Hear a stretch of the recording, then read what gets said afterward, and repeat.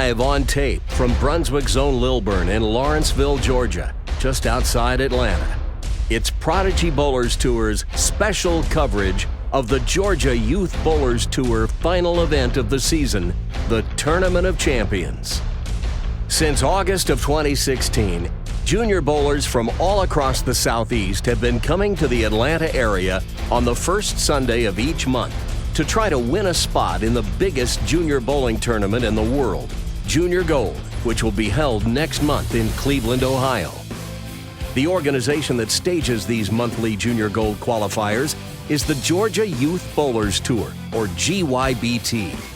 Similar organizations throughout the country make entries in the Junior Gold tournament available to youth bowlers in their area, but the GYBT is one of the most active and professionally run organizations of its kind in America, and the group's leader, Mike Bostick, is to be commended for the work he does each and every month. These events not only give junior bowlers a chance to compete on demanding oil patterns each month to try to secure playing privileges at Junior Gold, but the organization also sets out to prepare kids for what awaits them at Junior Gold by modeling their competition after the way things are done at Junior Gold. As the final event of the GYBT calendar each June, players who won a spot in Junior Gold throughout the season are invited to participate in the annual GYBT Tournament of Champions. The kids bowled 2 blocks of 5 games on Saturday and then 1 more block of 5 games on Sunday morning before the field was cut to the top 5 in each age group: U12 Boys and Girls, U15 Boys and Girls, and U20 Boys and Girls. 6 step ladders in all. Today, for the first time ever, we bring you the championship round step ladder for one of those groups, and we have selected the U15 Boys, as longtime viewers of Prodigy Bowlers Tour will be familiar with some of the names who have qualified in the top 5. So with that as a prelude, let's meet the 5 players who have advanced to today's championship round. Bowling in the number 5 position is Charles Bostick, bowling out of Brunswick Zone Roswell in Roswell, Georgia. Viewers of Prodigy Bowlers Tour are very familiar with Charlie. He's the winner of the first ever coveted trophy pin, signifying bragging rights in perpetuity for the 2016-17 bowling season among the participants of Prodigy throughout the year.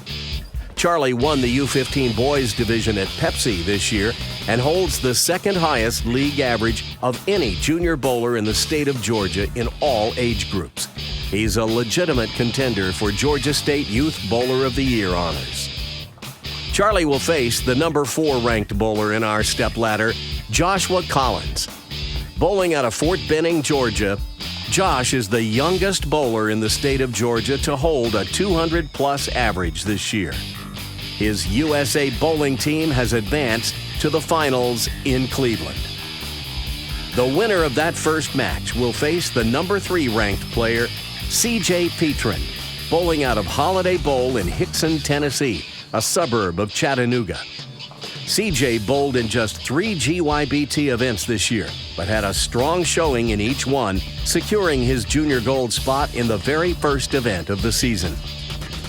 The winner of that second match will advance to face our number 2 ranked bowler, Dawson Stewart.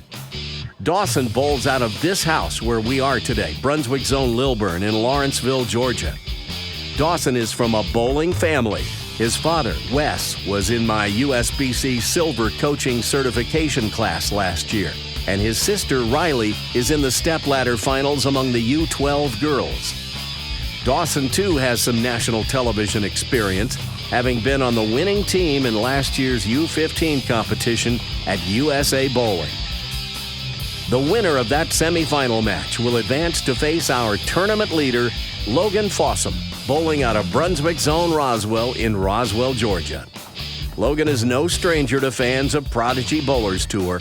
On our last episode, he fired a staggering 761, only to come up 1 strike short of advancing to the championship match of his Saturday morning league's Tournament of Champions. Today, he's already secured his spot in the final match. He vaulted into the lead in round 2 of qualifying and has held that position ever since. And that's our field today on Prodigy Bowlers Tour. Here's the purse breakdown and what they're bowling for today. It's scholarship money. First place, over $900. Second place, a little over $560. Third place, a little over $360. Fourth place, $250. And fifth place, a little over $180 in scholarship money. The pattern they're bowling on today is the Final Advancers pattern from last year's Junior Gold Tournament. Players were not told what pattern they were bowling on prior to the stepladder finals. This information was only released after play was concluded, so all of our bowlers had to figure it out for themselves. But we're telling you now. Shh, don't tell them. Here we go with the opening match. Number 4, Joshua Collins, and number 5, Charles Bostick. These two are close friends. Their fathers are like best friends. We see one of the tournament officials coming on to clue them in. So I think we're getting, well, this is a little unusual. I think we're going to see this match start on the right lane. That can't be right. Match play always starts on the left lane. Well, we're going to do it backwards this time. Okay. Josh in the first frame. And he comes in light, right in the swish zone, and gets a wall shot to start. So, up on the left lane now, Charlie.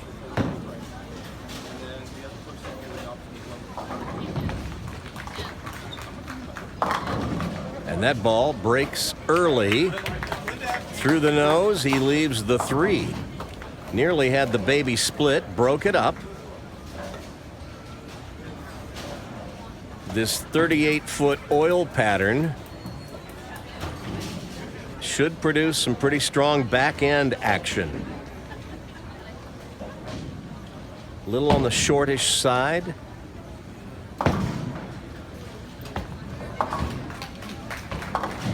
Charlie covers the 3 without a problem.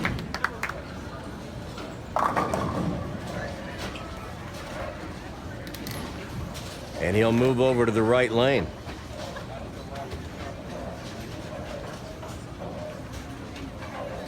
Now you will see some of the girls. These are the U15 girls bowling their stepladder on the pair to our left. We'll give you the results when we're done here. Oh my goodness. Well, that one was out the window. Well, as I often say, sometimes you just have to open the barn doors and let them run. Looked like Charlie may have slipped a little bit at the line. In any case, he leaves the 1, 2, 3, 5, 7. Shoot it just like a strike.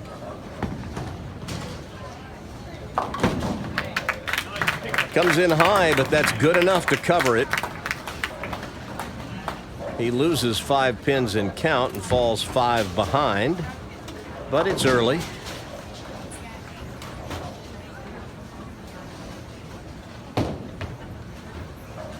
Josh, who bowls at Fort Benning,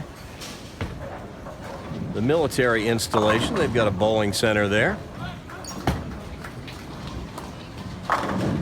Crosses over. Leaves the 5-8.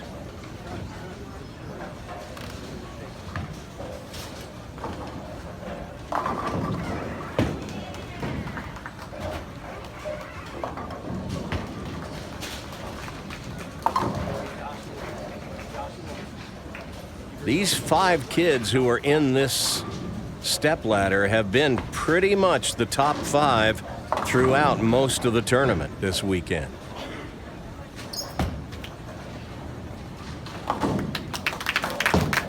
Josh covers the 5-8. Just been a matter of jockeying for position. Now, if Josh looks familiar to you, It may be because you've seen him on CBS Sports Network. His U12 team was on the telecast last summer. They finished second. But Josh certainly held his own.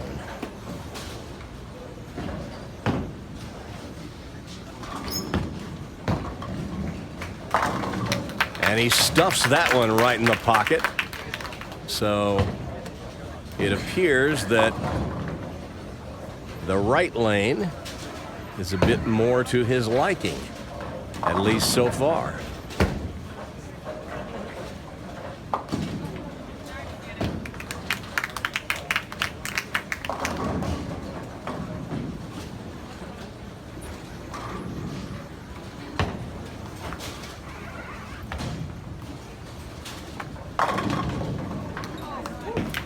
Breaks up the pocket 710 that was looking at him there for an instant, and has just the 7.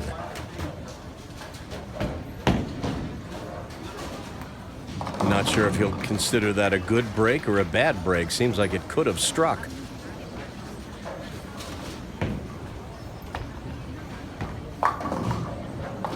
Hooking at the 7 pin. He usually goes pretty straight at those, but this time he elects to use his strike ball and sends it out to the right, lets it wander back to cover the spare.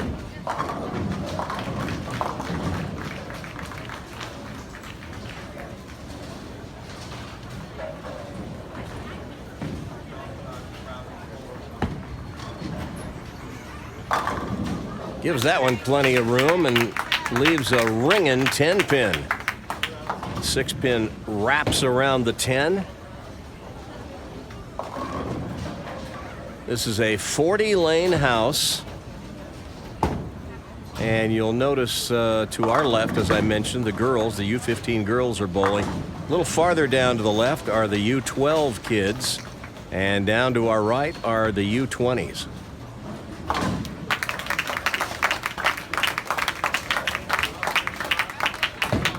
Charlie clean through 4 frames, but still looking for his first strike of the match.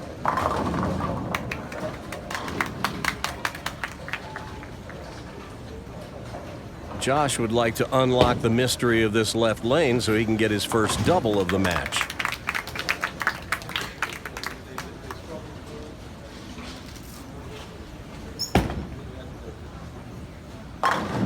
That one is wide the whole way and leaves the 1-3-6.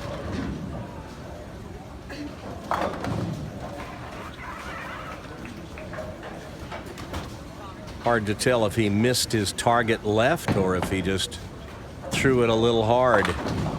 Looked like it had a little extra velocity on it.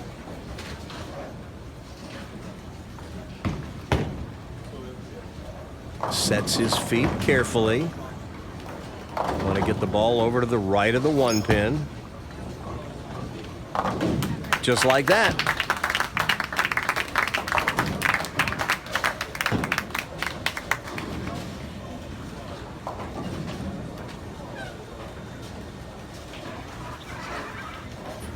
Well, since his move to the U15s this year, it hasn't slowed Josh down at all. He's continued to be one of the top U15 boys in the state, even though he's one of the youngest.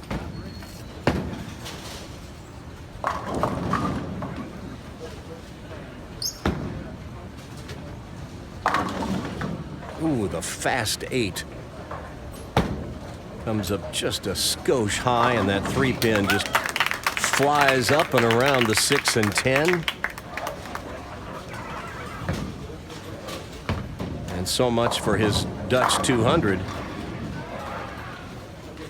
Going cross lane at the 610. And just gets it. Still a close match. 5 pins separating these two.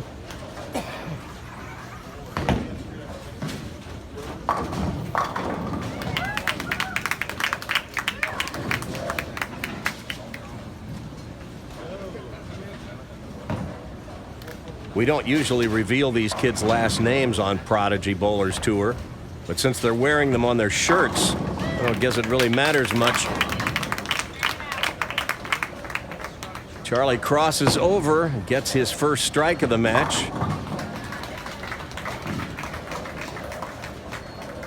Now he'd love to catch a double here and take the lead for the first time.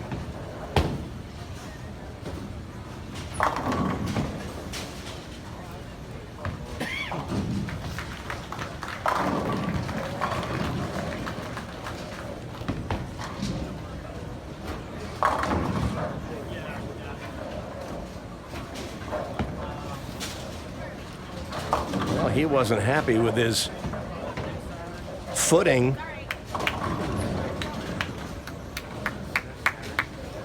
On that one, it looked like he either slipped or stuck. It's hard to tell. But now he's left himself a difficult spare. The 1-2, 8-10 washout. Oh, just cuts that one pin a little too thin. And now an open frame in the 6th.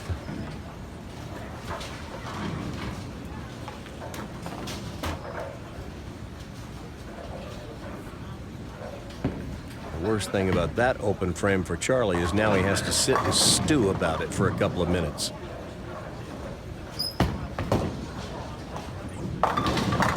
Oh, right through the snoot. And Joshua carries a nosedive. Let's take another look at that one.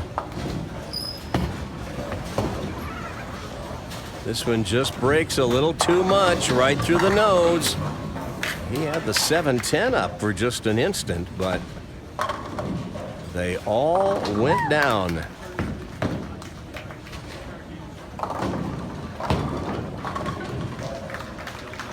So now he can open up a huge lead if he can catch a double here.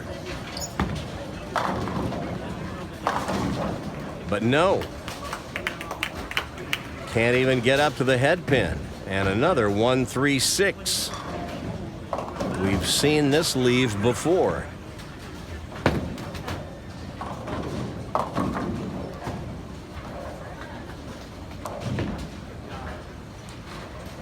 He appeared to have a somewhat perplexed look on his face when he came back. I think maybe he was expecting that one to read and hook on in there. Oh! And he surely wanted that one to hook more, but he sends the one around the 3 and the 6. And there's an open frame for Joshua in the 7th. And all of a sudden, this is a 3-pin match.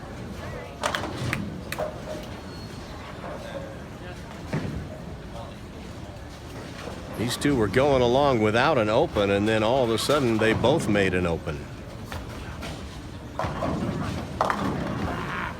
That ball hooks high, and Charlie's left himself a, what the pros will tell you is probably the most difficult non-split or non-washout spare they will shoot. For the right-hander anyway, the 3, 6, 9, 10. You got to get it over to the right of the 3 and the 6, but have enough drive to take out the back pin, the 9. And he hooks by it. And with that, he hands a 14-pin lead to Josh.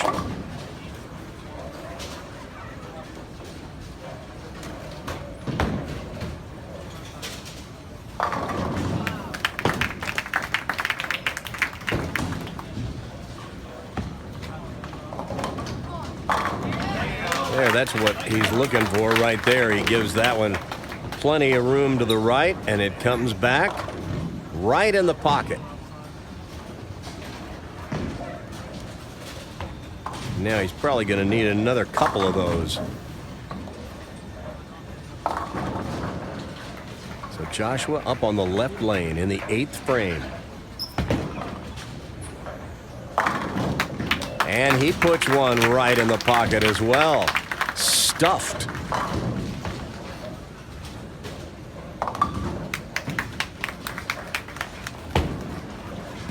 When you get players of this caliber, it will usually come down to the 9th and 10th frames.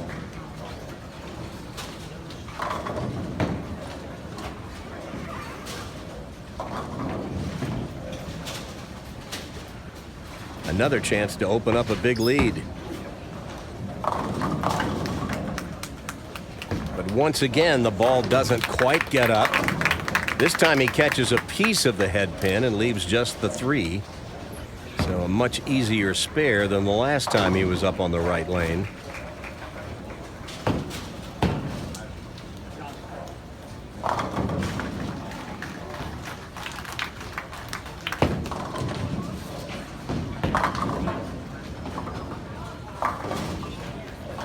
He'll move his feet just a little to the left, shoot over his strike target.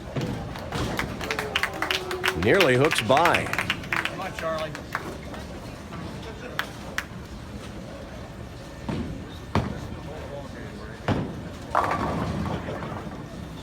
Well, Charlie with a chance now to strike out and win the match.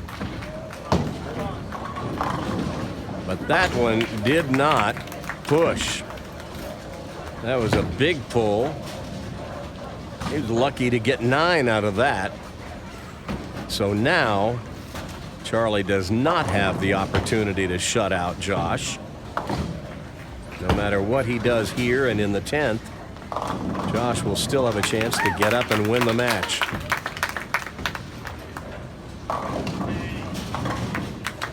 So that one would have been a good strike ball right there.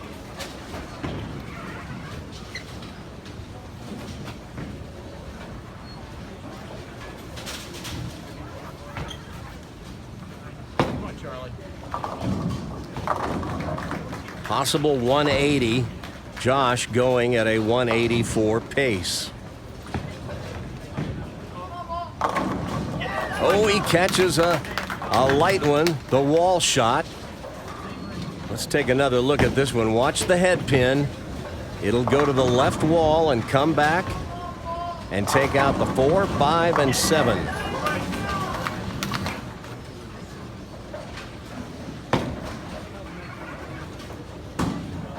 Oh, he would love to get this one. But it's not to be. Goes through the nose. Leaves the 3, 6, 10. So it appears he's going to have to hope for a disaster from Josh. Got to get them all. Every pin matters in this situation. All right, he covers it. But now the situation is this. Josh Collins needs 9 on the first ball, and he will advance. If he gets 8 on the first ball, he locks himself into at least a tie, even if he misses both of the pins on his second ball. But 9 here would get him through this match. Oh, but that's not a 9 count.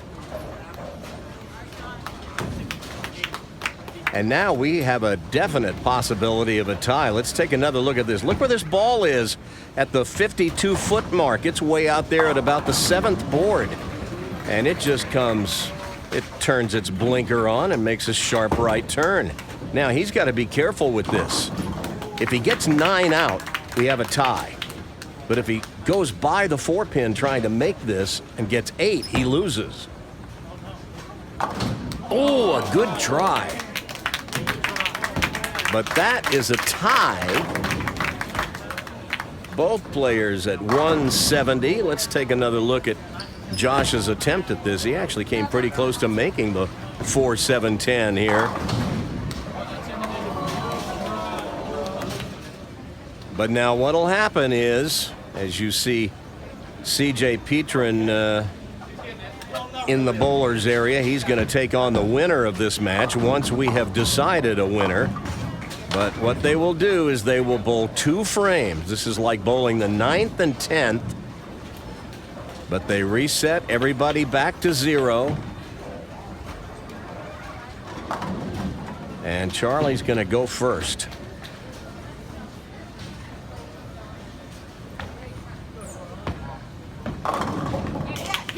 And he gets the light one to go.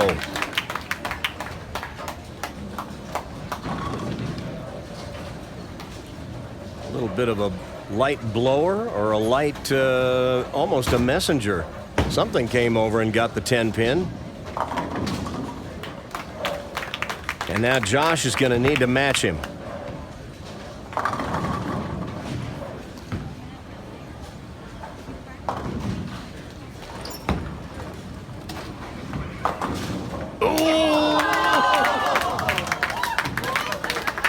Man, did that take a sharp right turn. It looked pretty good off his hand, but boy, it went right through the nose. He had the 6-7-10 standing. Watch this one again. Breaks sharply, and look at what's standing. And they all go down. Wow. Okay, well, no harm, no foul. Both players with a strike to start the roll-off. So who's going to perform in the 10th?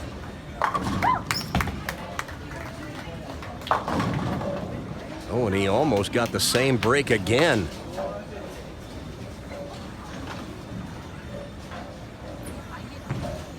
That one went through the nose as well, but the 10 refused to go this time. Take another look at it. Right through the nose, and this time the 6 and 7 go, but the 10 stands. So the best Josh can do now is 40. Spare here and fill it up with a strike. Oh my goodness, well, let's not take anything for granted. Well, there's 39 boards on a lane. You might as well use every one. Watch this one. This ball is falling off into the gutter and just barely gets the 10. But it counts. Counts the same as if he'd hit it square.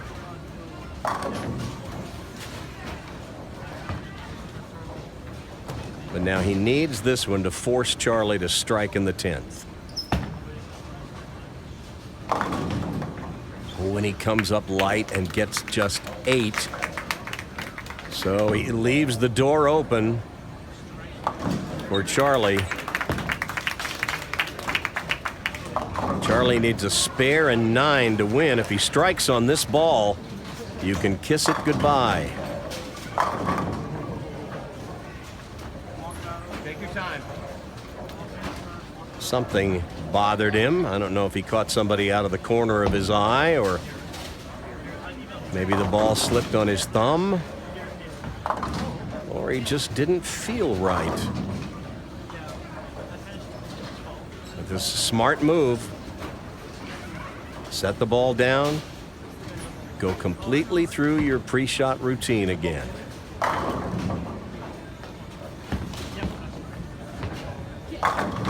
Oh! You can't throw it any better than that. A ringing 10 denies him of a slam dunk ending to this. Watch this one. Watch the 6 pin, the second one from the right. It will fly up and around the 10. That's what we call the solid 10, or the ringing 10. Now he will go cross lane. He must make this.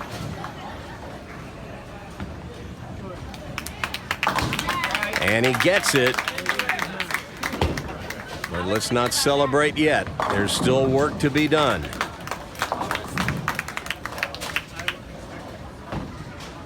He needs 9 on this ball. 9 or a strike will win it. 8 is a tie, and we would do this roll off once again. 7 is no good.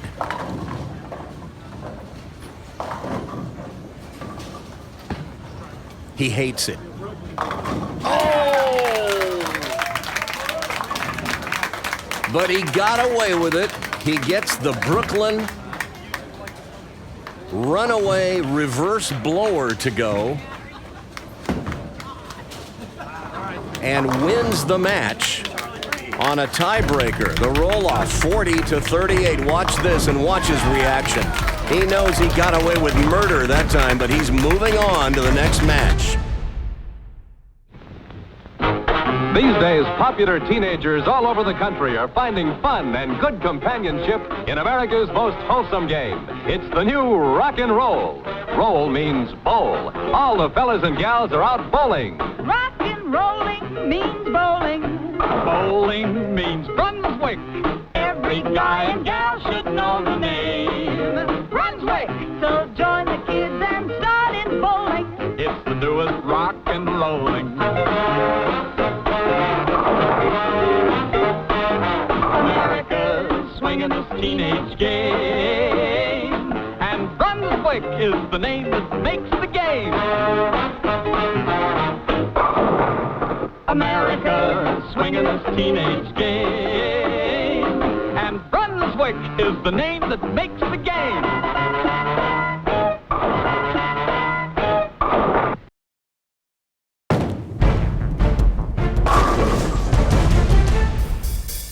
Well, match one is in the books, and Charlie Bostick sneaks by Josh Collins in a sudden death roll-off, 40-38.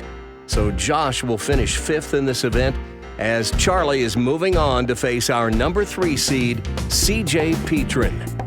And we will see a real contrast in styles in this game. Charlie with a lot of hand, you might call him rev dominant, while CJ relies on accuracy and pure velocity as he is the poster child for a speed-dominant game. I don't care what is dominant in your game as long as you knock down more pins. There's more than one way to skin a cat in this game. And we're going to see a couple of different ways to do it. CJ Petrin will lead off. He was the higher seed, so he had the choice of starting lanes. So we're going to get a look at this youngster from Chattanooga.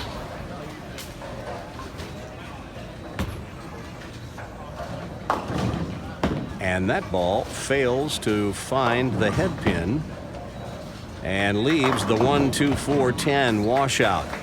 Not the start he had hoped for. CJ plays it very straight. In fact, he's actually pointing the ball up. He's laying it down to the right of where it's crossing the arrows.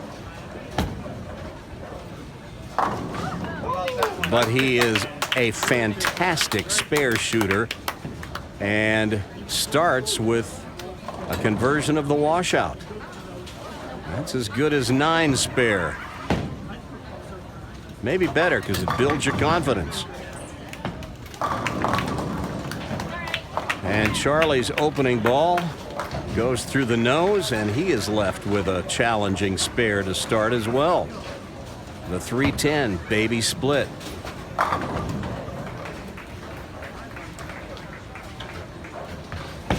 There are 6 step ladders going on. 2 among U12 kids. These 2 that we see here, the one we're covering, as Charlie opens in the first. The U15 girls are to our left, and then the U20 girls and U20 boys off to our right. Each step ladder, they're bowling for scholarship money. The amount depends on how many were entered in that particular age division. Charlie moves over to the left lane. This time he gives it enough room, but leaves a weak 10.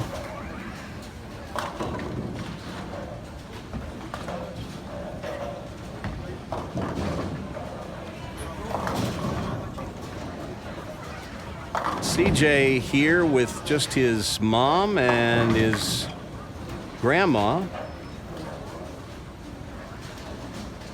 Charlie has a contingent of people. His mom and dad and a number of friends. And he's got a lot of kids from his home center here pulling for him as well. And now CJ moves up over to the right lane.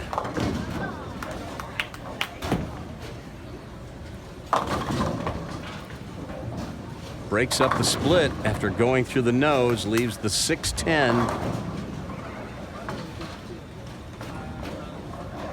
CJ wastes no time on the approach. He knows what he wants to do. He sets his feet, picks out his target, and he goes without any dilly-dally.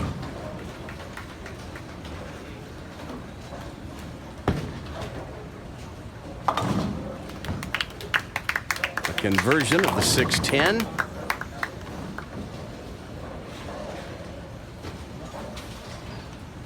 What CJ doesn't do is get a lot of revs. So he's really pretty much got to hit flush in the pocket to carry a strike. Now he will get his share of wall shots or Brooklyns or what have you, but he plays for that kind of strike right there. Solid in the hole. Take another look at it. This was strike all the way, but it doesn't move much. 38 feet of oil, and he hooks it maybe a board or two. Straighter is greater. That's his philosophy. And Charlie, the more roundabout way to get to the pins. And this time, his ball doesn't manage to get back to the pocket. So he's got the 1-2-8-10.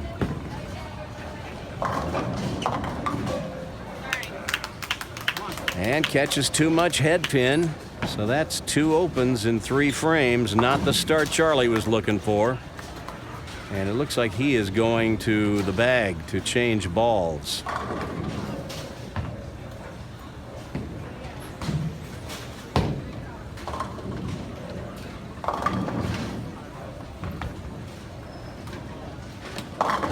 And that one hooks high. Well,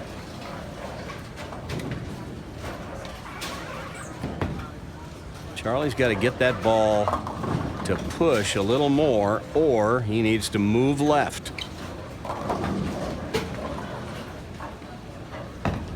Or throw it harder to get it to hold line.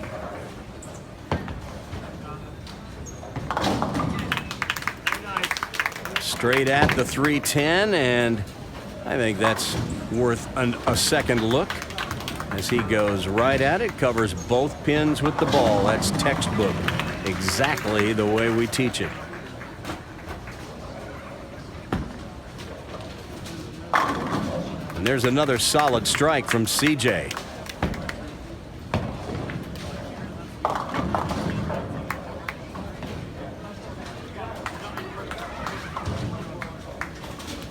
Doesn't do a lot to the ball. He just sends it on its way.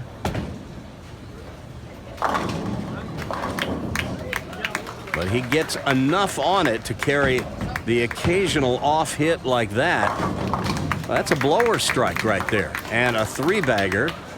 And now he's got Charlie's back to the wall. Charlie's down 44 pins, and we haven't even reached the halfway point in the game yet. Charlie's looking for his first strike. CJ already has 3 in a row. So Charlie's going to take his sweet time on this one, and I don't blame him. Got to get a clear picture in your head what you want that ball to do. And that's not it.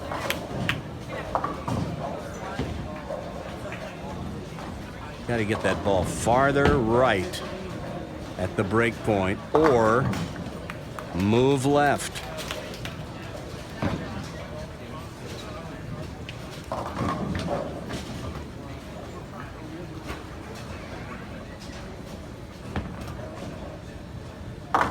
And he covers the 3-6-10.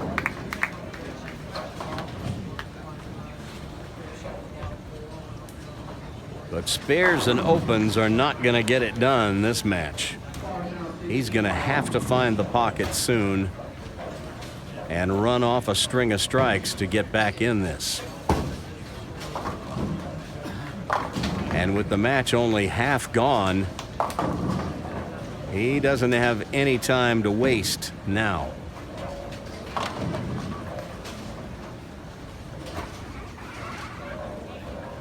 Against a real fast player like CJ, the way Charlie's slowing this match down can be a good tactic. But you gotta make the shots. And he's just not getting that ball out to the right. And he looks a little puzzled.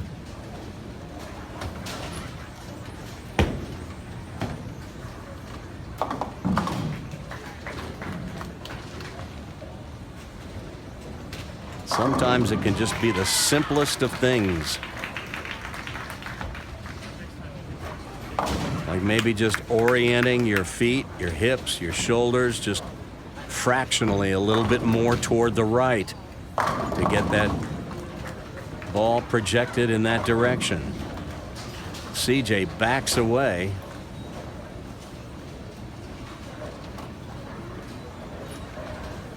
Takes a moment to collect his thoughts.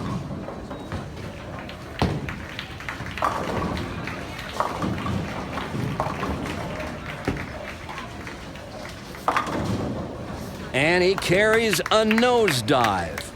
And that makes it 4 in a row. And his lead has just grown to 59 pins. Let's watch this one again. This one's going to go right through the snoot. The 10 is the last one to fall.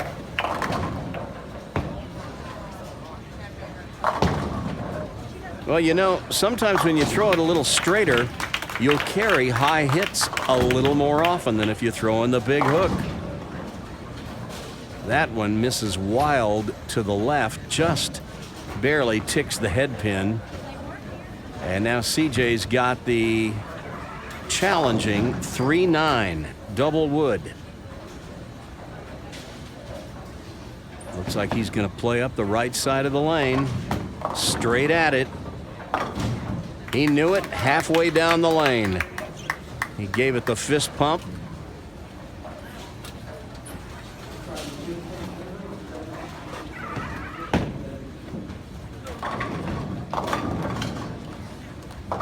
Charlie's got to make something happen now. That's not really what he had hoped to make happen. The 3-6. He's 7 frames into this game, still looking for his first strike. Pretty unusual. And that's even more unusual. And that's his third open frame this game. And the lead is now 70 with just 3 frames left. And it does not look good for Team Bostick right now.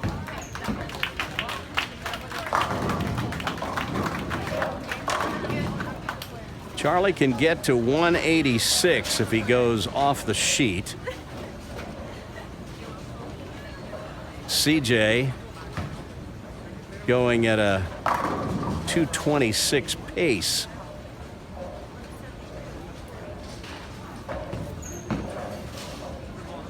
Charlie changes balls and gets that light shaker to go. Watch this one.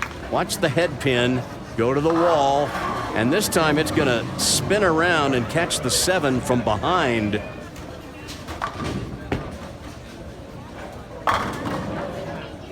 And CJ says, I'll take your strike and I'll show you one of my own.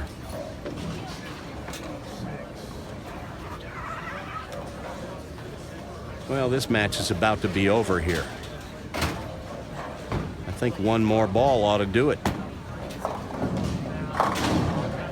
Through the nose, but that 8 count, I believe, will put CJ over. And now Charlie can't catch him. So CJ can use the next frame and a half to either try a couple of different balls or a couple of different lines. or just take a victory lap.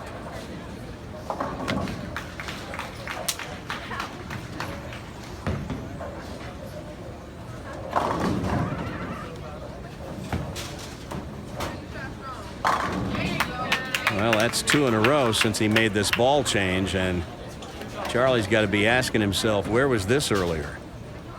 And I'll tell you where it was. It was in his bag. Charlie will tell you that this year there have been a few instances where he's been a little slow to make an adjustment. And that one crosses over.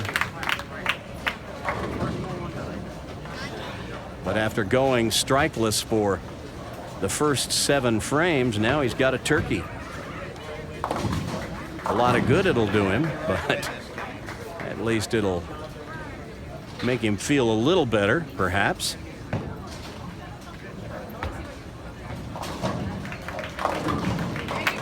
And there's another light shaker. You know how I love these light shakers. Let's take another look at this one. Watch the head pin. It's going to go to the wall. It's going to take out the 2, 4, 7, 8, and it got the 5 too. 1 pin took out half the rack.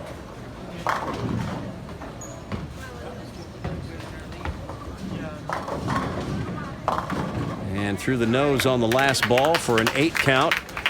But at least he salvaged a decent game out of it. 184 is nothing to sneeze at. It's just not going to be enough this time.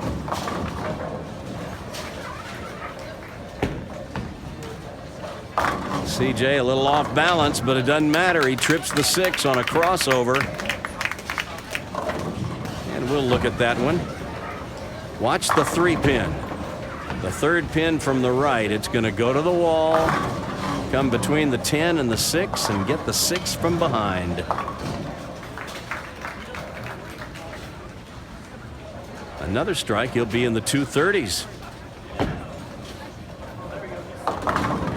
Not to be. But that'll be a good game in the 220s.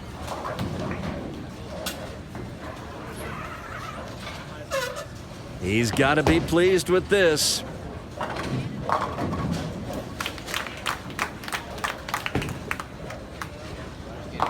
He covers the spare, and that is a clean game by C.J. Petrin, who sends Charles Bostick home without a championship at the Tournament of Champions. It's C.J. Petrin who will face Dawson Stewart.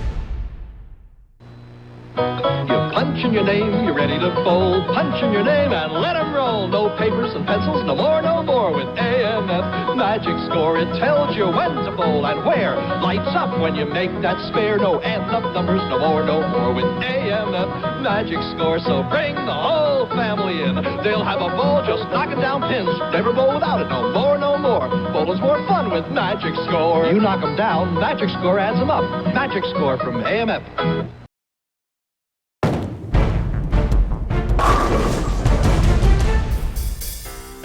Well, Charlie Bostick's hopes of climbing the stepladder to set up a dream finale with Logan Fossum ran into a wrecking ball as C.J. Petrin did a number on Charlie, the likes of which we've rarely seen on Prodigy Bowlers Tour. At one point, C.J. opened up a 70-pin lead before Charlie closed the gap in the final frames. But it was too little too late for Charlie. And it's C.J. Petrin who's moving on to the semifinal match to face Dawson Stewart.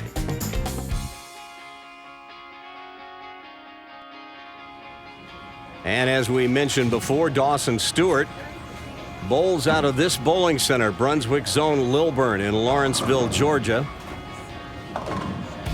And this is one of the best junior bowling programs, certainly in the Atlanta area, maybe in the country. This place is a factory. They just crank out quality junior bowlers.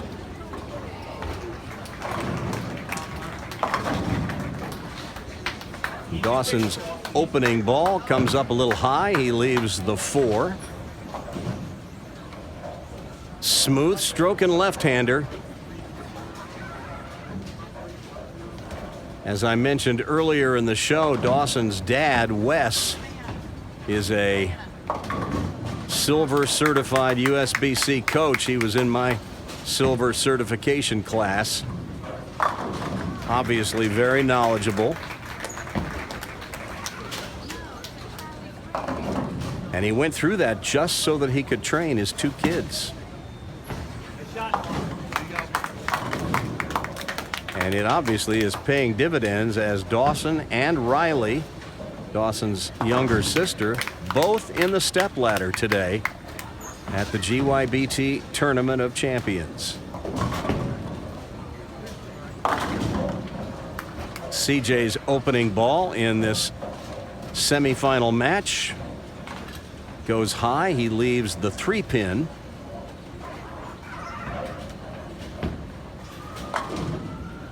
You know, other than that washout he left in the first frame of his last game, he really hasn't left anything very difficult. That is one of the advantages of throwing it straight, is you tend to keep the ball in play and you don't get yourself into huge difficulties. There's a reason why they say straighter is greater.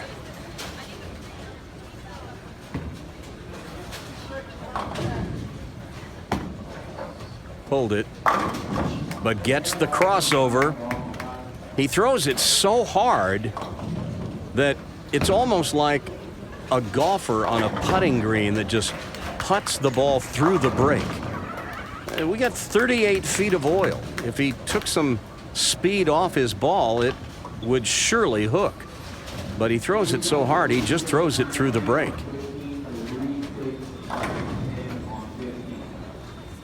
But he hits the pin so hard with all that velocity that sometimes it doesn't matter. And Dawson nearly leaves a stone 8, but gets it to go. And these two are even through 2. Now, Dawson Stewart, another player who was on CBS Sports Network last year at the USA Bowling Championships and performed well as his team won the national championship.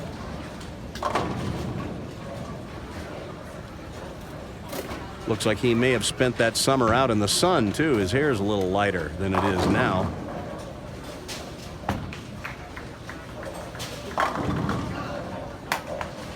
A half 10 or half 7, I guess. Force of habit. I'm right-handed, so they all look like 10 pins to me.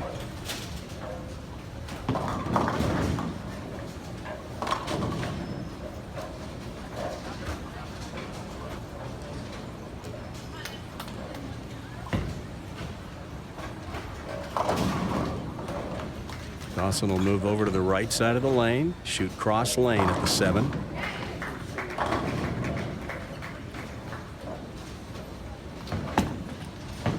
Flattens out his wrist to throw it straight. I love his technique. Not surprising when you see a player like that who you know is well coached.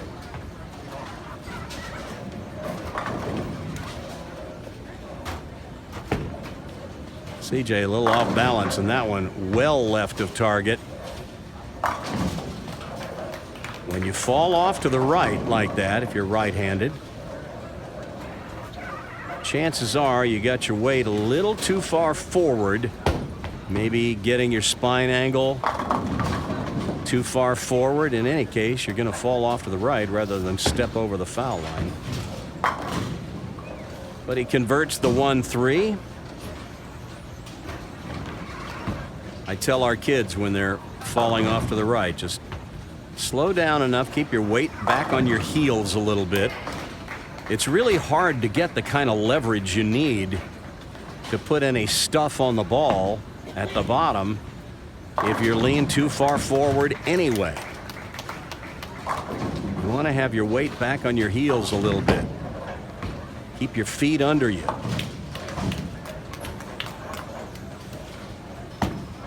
Maintain all your leverage. This one's left as well, but he gets the crossover. The reverse wall shot takes out the 5. That's the kind of shot a speed-dominant player is going to get when he throws an errant shot. He'll get away with some of them, but every now and then, when you throw it this hard, this straight, with this low a rev rate, you're going to leave some 5.7s and some 8.10s. He hasn't done it yet, though.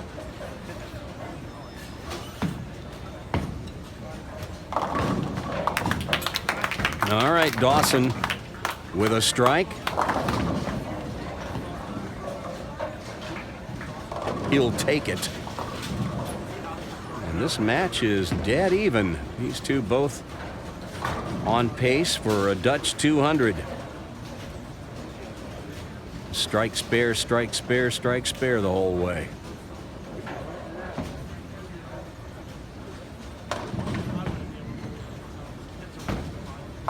That is one thing I have never achieved in my life as a Dutch 200. I've done just about everything else. Oh, that was a good one right there. That is textbook. Watch how the 4 takes out the 7, just chops it out.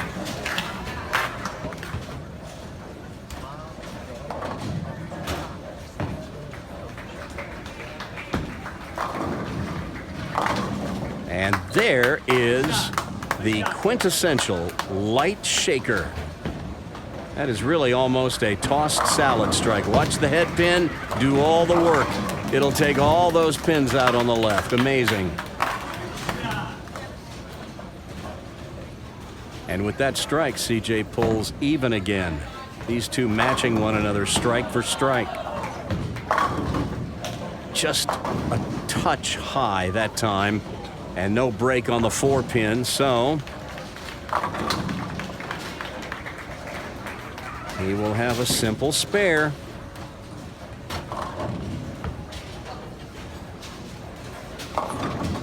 I told you this kid was a good spare shooter. He's made everything that he has faced.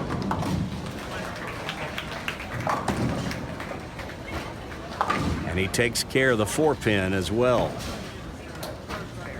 But now Dawson Stewart with an opportunity to move out ahead. Well, I take that back. He's already ahead by 1, but he can extend the lead to 11 if he can add a strike to this double that he's got working right now. This would be a good time to catch a solid one.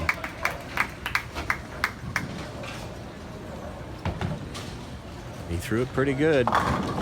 Oh, he threw it really good. When you get that corner pin for a left-hander, the 7 pin falling inward like that, you are approaching the pins with just the right angle. Look at that. That is a thing of beauty right there. And now Dawson Stewart has grabbed that 11 pin lead.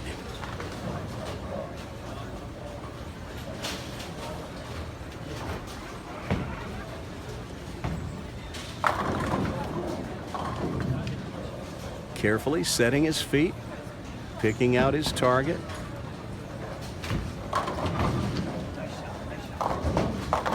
Oh no, this one jumps on him and goes right through the nose, and he pays the maximum penalty with the big 4.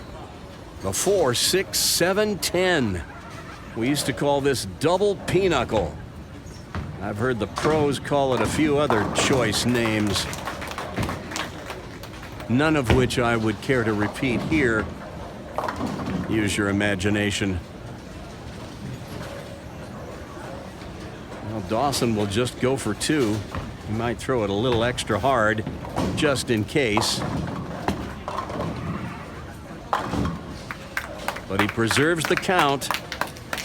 But now with that open frame, his lead is gone, and C.J. Petrin now moves out to a 17-pin lead. Wow. The importance of spares. Plus the fact he lost a bunch of pins in count, working on a double, getting a 6 count, and then 8 out. Wow.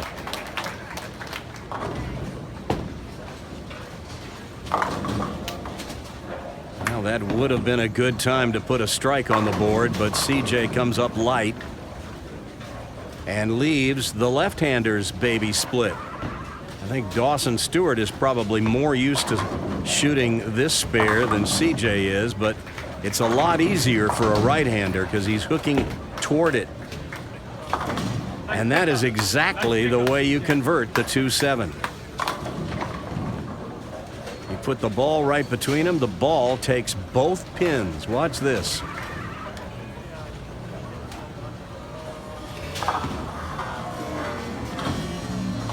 That's the way it's done.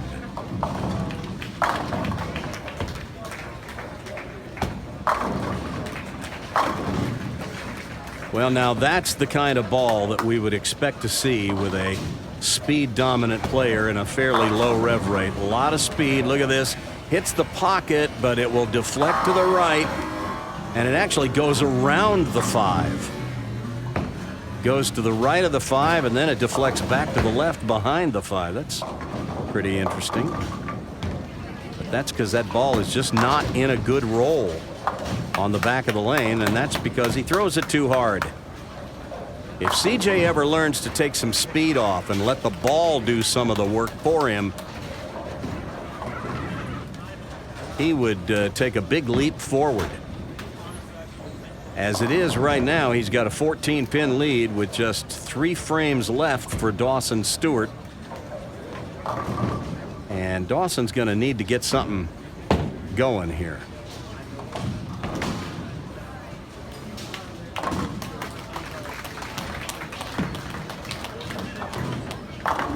Crosses over. Does not get the break on the 8.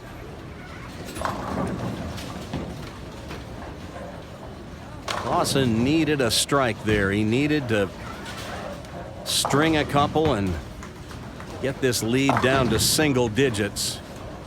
Once it's down there, you know anything can happen.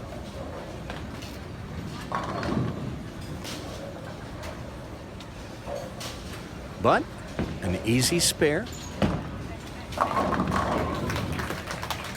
He'll move a little right.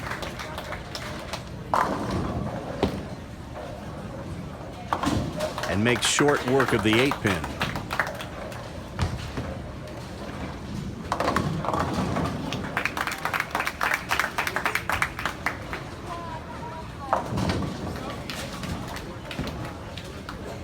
Down to the critical 9th and 10th frames, where most matches are decided, especially when you've got quality bowlers.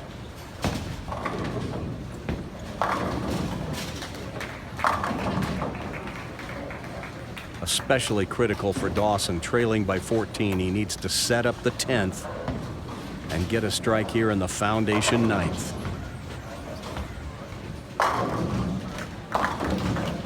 Oh, he takes a page out of CJ's playbook and carries the nosedive. Look at this Jersey squasher.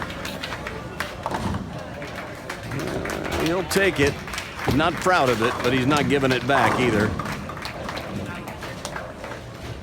CJ comes up a little light and again leaves an easy single pin spare.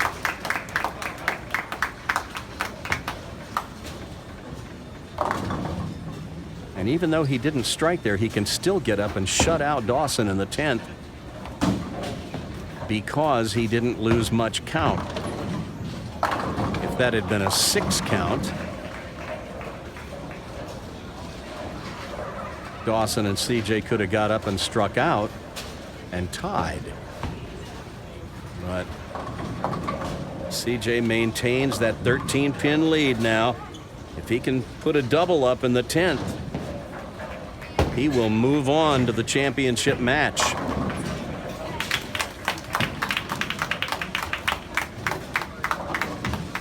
But he needs 2 strikes here in the 10th to shut out Dawson Stewart.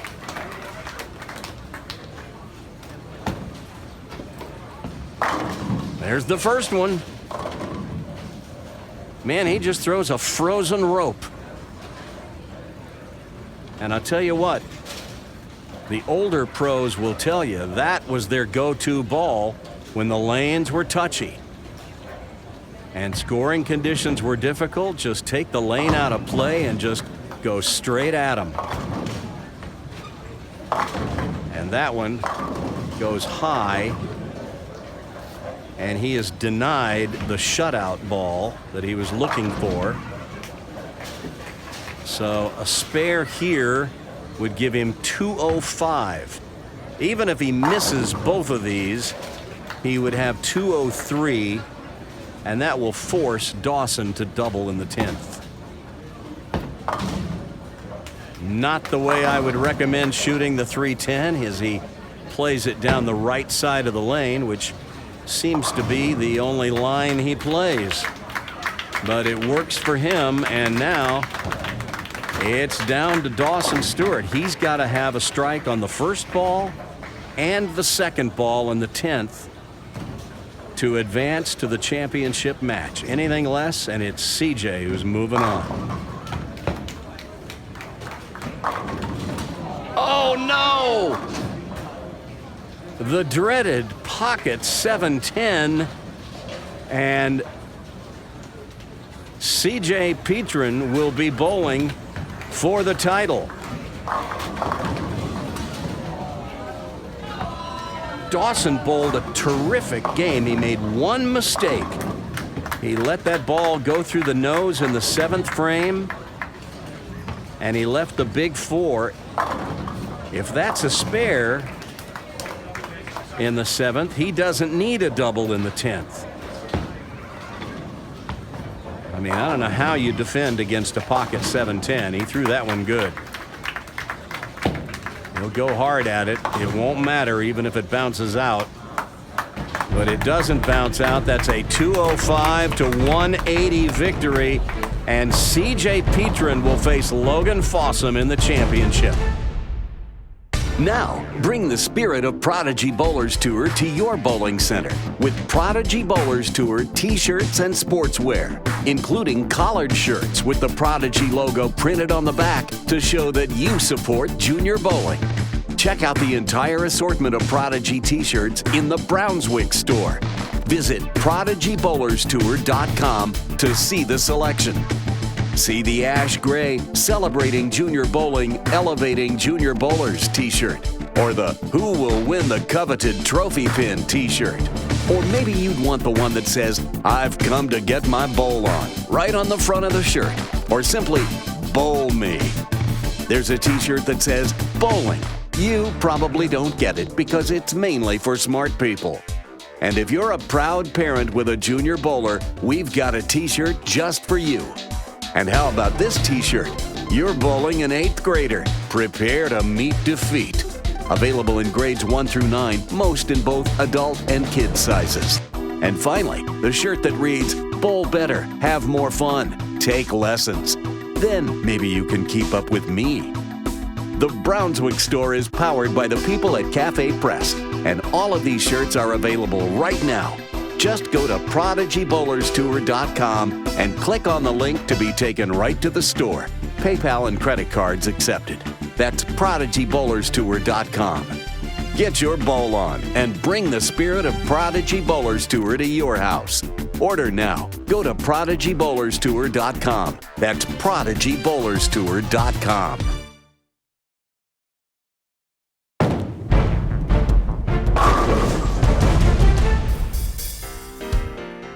One big mistake, the big 4 in the 7th frame, and an unfortunate break with the pocket 710 in the 10th frame spelled the undoing of Dawson Stewart, as CJ Petrin, the youngster from Chattanooga, just keeps chugging along right through a star-studded field.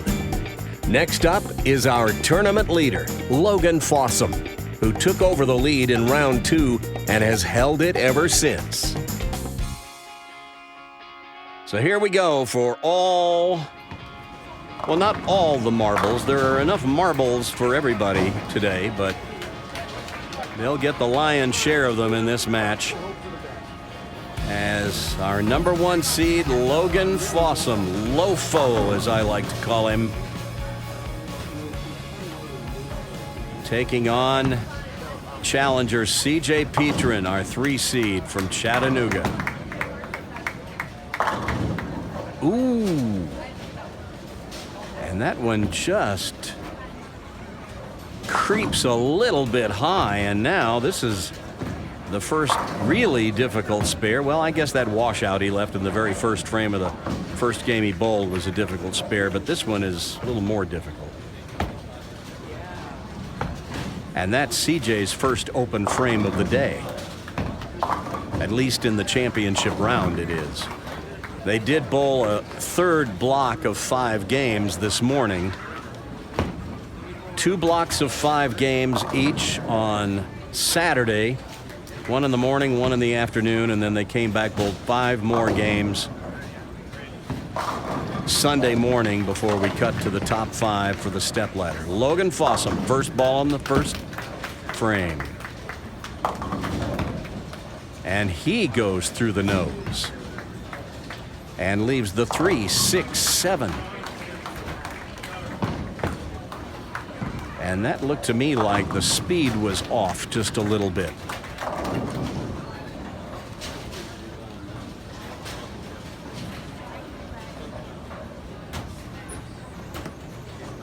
Logan will go straight at it. Well, he didn't go straight at it. He actually put a little turn on that one. Gets a little too much 3-pin. So both players open in the first frame. Logan with a 1-pin lead early.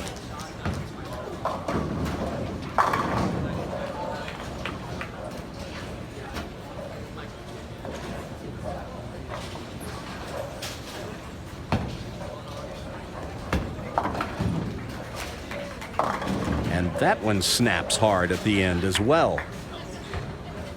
And now he's got the 3, 6, 10 to contend with. Got to get the ball over to the right of the 3, put it between the 3 and the 6. The 6 will take out the 10. At least that's the way you would draw it up.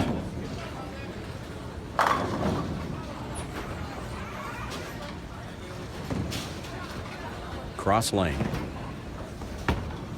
Oh no. He missed that way to the left. Well, let's see what happened here. Let's see if we can pick up something. Look how far ahead his right shoulder is at release. That ball's going to go left every time when the right shoulder passes the left before the ball is gone. And another solid 5, if there is such a thing. That's that speed dominant style. He would let the ball do some of the work for him. He won't leave as many of those. But an easy spare. And he covers it with ease. So CJ with a 12-pin advantage as Logan gets off to a terrible start with back-to-back opens. And one of those spares, a very makeable spare.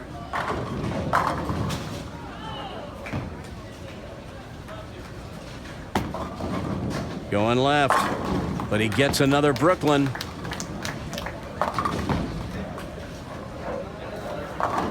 And that's the thing about throwing it straight like he does. Even though he missed well left of his target, it's not going to hook any farther left.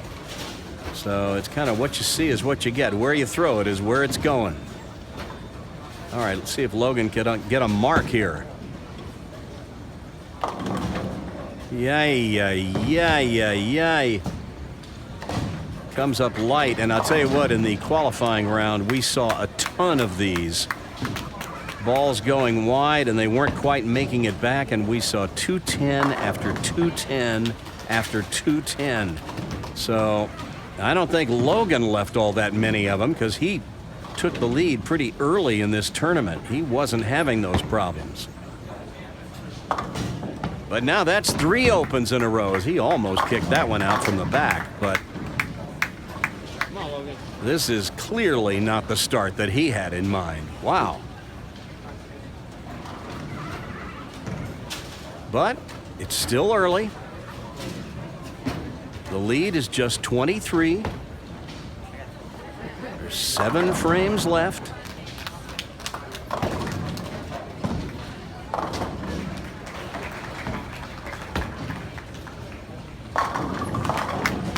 Look at that ball snap on the back. I don't know if it is a ball change that he needs to make, but it's an adjustment of some kind. He either needs to move his feet left. We saw Charles Bostick have this same problem. The ball was hooking early, or it just wasn't getting enough push down lane. It would hook high. Charlie finally made a ball change, and that seemed to solve his problem. Although it was a little late. And now Logan, if he's going to make a move, he needs to make it pretty soon, or CJ's going to run away from him. Oh! Almost a very lucky strike. As it is, he was lucky to get 9. Look at this thing. I don't know what that was that came across. Probably the 2-pin. Since he went through the nose, I would guess that was the 2.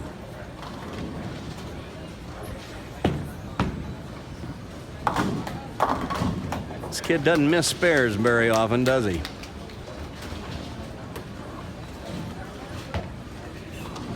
I'll tell you what, you can win a lot of junior bowling tournaments if you're a good spare shooter. Especially when they're bowling on sport shots like this.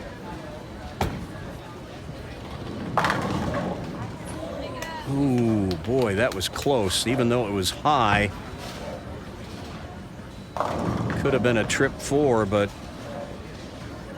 there was so much shrapnel flying around back there. I kind of halfway expected something to trip out that 4-pin.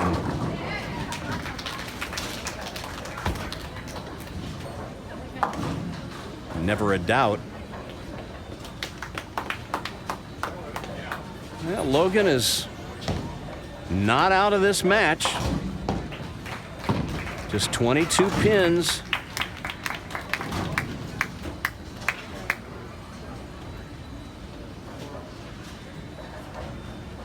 Logan gets a little frustrated sometimes when things don't go his way. He's got to just stick with it. Just keep grinding. Okay, he gets a break. A crossover strike. And now the psychology of match play kicks in. Now's the time you got to go to the whip and make your best shot. It's Sunday afternoon. Logan needs to show us his Sunday ball right now. This double would cut the lead to 12. And he gets the light shaker, a wall shot to go. And here's another look at it as the head pin goes to the wall and violently knocks that 4-pin almost back into the rake.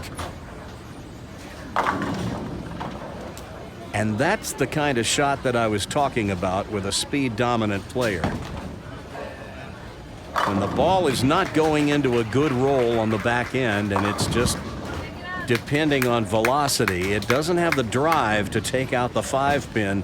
Something else had to take out the 5-pin. He nearly left a 5-7. But again, an easy spare here. And he easily converts it. This kid's going to be pretty good when he learns how to get that ball into a roll and doesn't depend only on speed.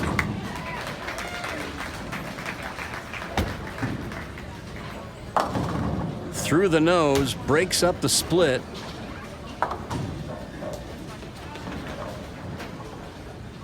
He has led a charmed life today. He's put some through the nose, and other than that 4-9 to start this game, we haven't seen a split other than that 2-7, and that was when he came in light.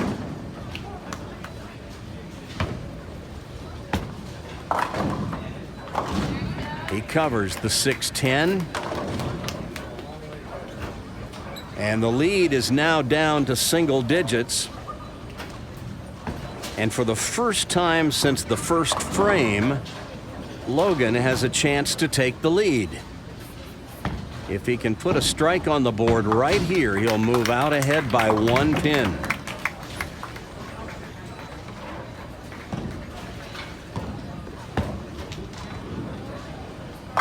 Gave it enough room. And a perfect strike. Here, let's take another look at it. This is right where you want to put it. That is textbook right there.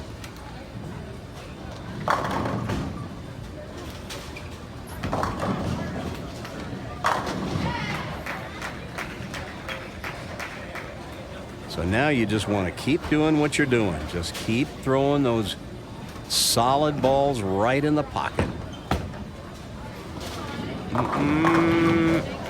Sometimes that's easier said than done. He missed right on that one, and it just sailed on him. On a house shot, that might have come back, but not on this.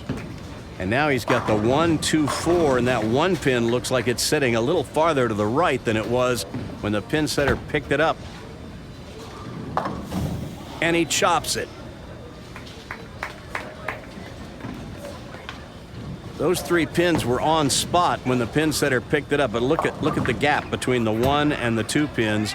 That's the 1 pin that moved a little bit. If that pin were still on spot, it's hard to say. He might have made the spare, but I wouldn't bet on it. But now the lead is back to CJ. And he does what a champion does. He takes advantage of the break and puts a strike right on it. Watch this one. We've seen him throw a few of these today where they just all disappear all at once. That is classic 10 back. Tell you what, with the speed he throws it at, if he hits flush, they're going to go down.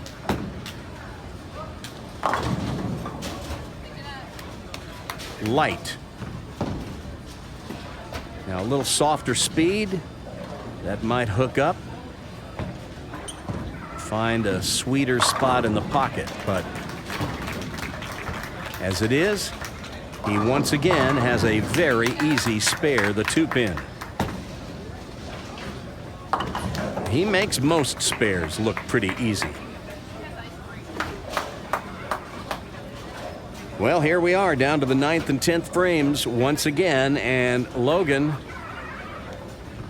trailing needs to make something happen here. He's going to have to catch a double somewhere to close this match down to less than a mark. He'd love to get one here.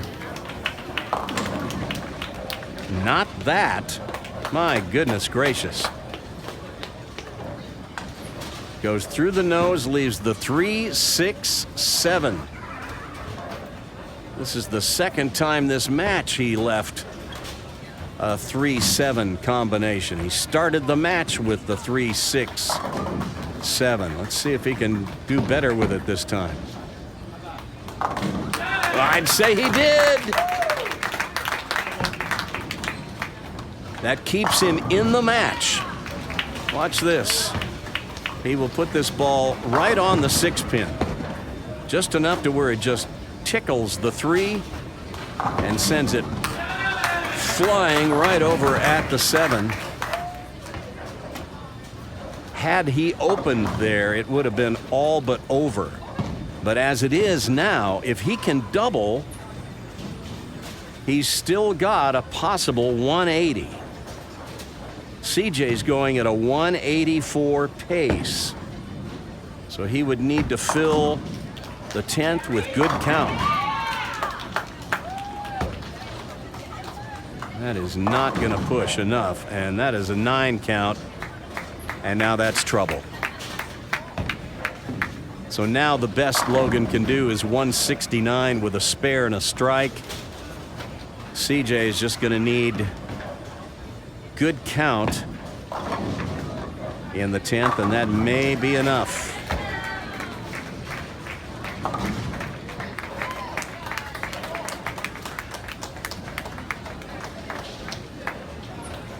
Have a seat, CJ. It's not quite over, but it's getting close.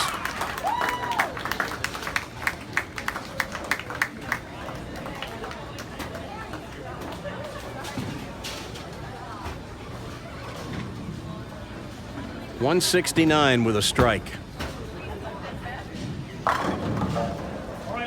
And Logan's got to be thinking, where was that when I needed it?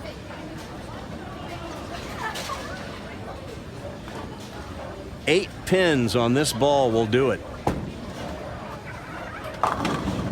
And there is 8 pins. Winner, winner, chicken dinner. CJ Petrin has won the U15 Boys division of the GYBT Tournament of Champions. The only thing we don't know yet is what the final count will be, but if he throws this next ball in the gutter, he's going to win 170 to 169. But you wouldn't really expect him to miss a 4-7 spare, would you? After seeing what this kid can do with spares. Look at this girl over here on lane 10. She nearly made the 4-6-7. Wow. That was exciting. And he just throws one down the middle here. It doesn't matter. That's a 5 count. So he will finish with a 177. And the 2017 winner in the boys U15 division at the GYBT Tournament of Champions is CJ Petrin from Chattanooga. The power to hook. The power to hit. The AMF angle, with the power of its unique urethane formula. Winter Pro Tour's #1 winner 3 years in a row. And now there are 3 angles. Black for average lanes. Gray for dry lanes. Gold to win on oily lanes. And for winning looks, angle shirts, shoes, and bags. Hooking power, hitting power. The angle strikes again.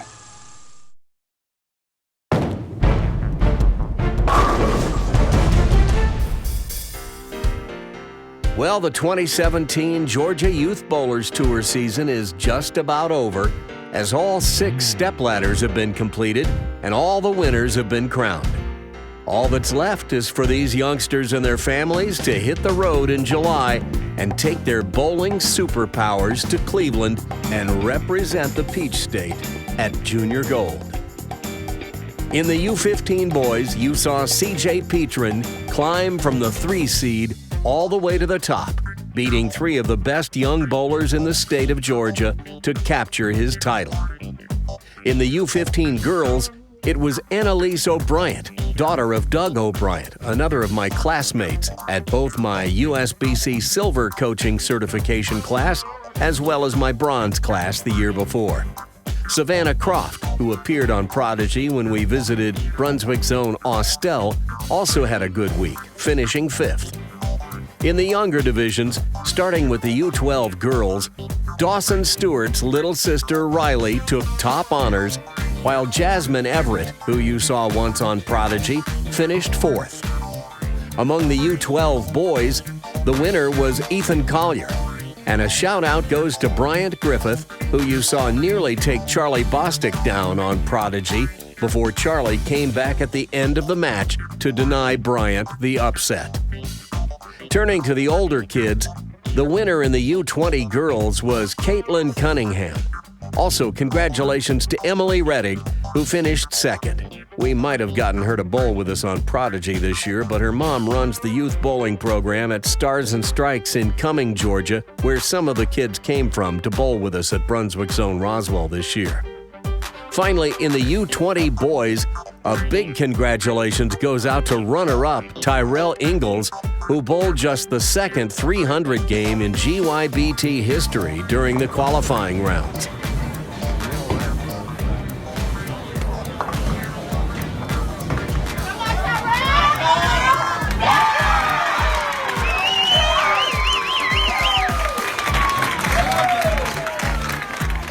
And And you've heard us talk about how Charlie Bostick has the second highest league average of any junior bowler in the state of Georgia.